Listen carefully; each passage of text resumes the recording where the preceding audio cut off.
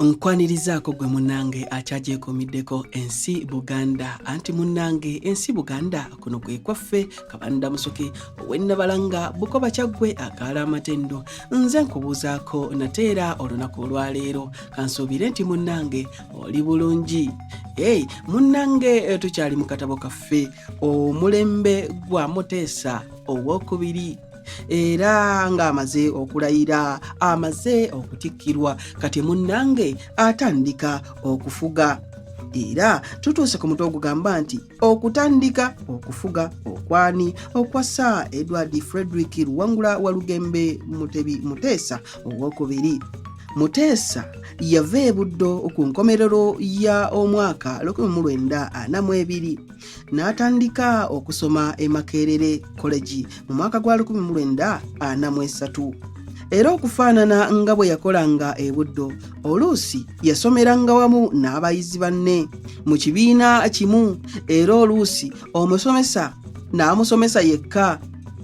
Muteesa yeeyongera okuba omuzannyi ow'emizannyo egitali gimu. Yali mu ttiimu ya college ey'omupiira ogw'ebigere, cricket ne tenisi. Waliwo omulundi gumu lwe baali bamulonze okusamba omupiira gw'empaka mu ttiimu eya Uganda, naye baminisita be ne batasiima Kabaka okusamba mupiira mu mpaka ng'ezo. Bw'atyo n'atasamba, naye yasaalirwa nnyo. Makerere yavaayo mu Septemba w'omwaka 1945 n'agenda okutandika okusoma mu Cambridge University e Bungereza. Muteesa yanyumirwanga nnyo eby'obusirikale. Yayigirizibwa era n'afuuka omuteebi wa Sabbaawa Kayingo.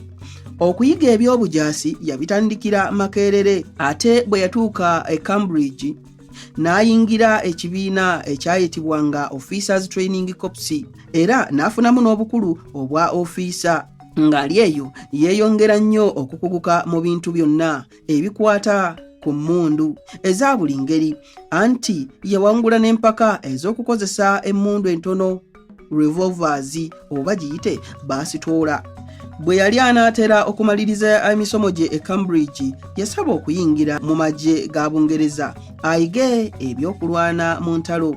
Yakkirizibwa okuyingira mu kibinja ekikuuma Kabaka wa Bungereza ekiyitibwa Grenadier Guards. Olwo Muteesa n'aba nga ye muddugavu eyasooka okukkirizibwa okuyingira mu kibinja kino. Oluvannyuma lw'ekiseera yakuzibwa n'atuuka ku bwa kapiteeni. Era King George ow'omukaaga ye yamwambaza ekitiibwa ekyo mu lubiri lwe e Buckingham Palace.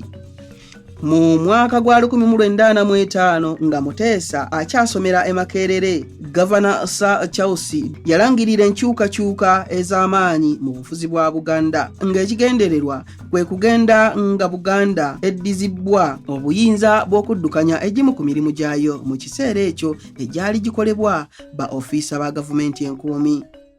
Abange ebyo katubikomye wano, nange munzikirize nzire e Nnabalanga Bukoba Kyaggwe akaala amatendo. Tuddingana ate mu kitundu ekirala ng'ate twongereza ku bino ebiri mu katabo omulembe gwa Muteesa owokubiri. Ayi Katonda, kuuma Nnamulondo.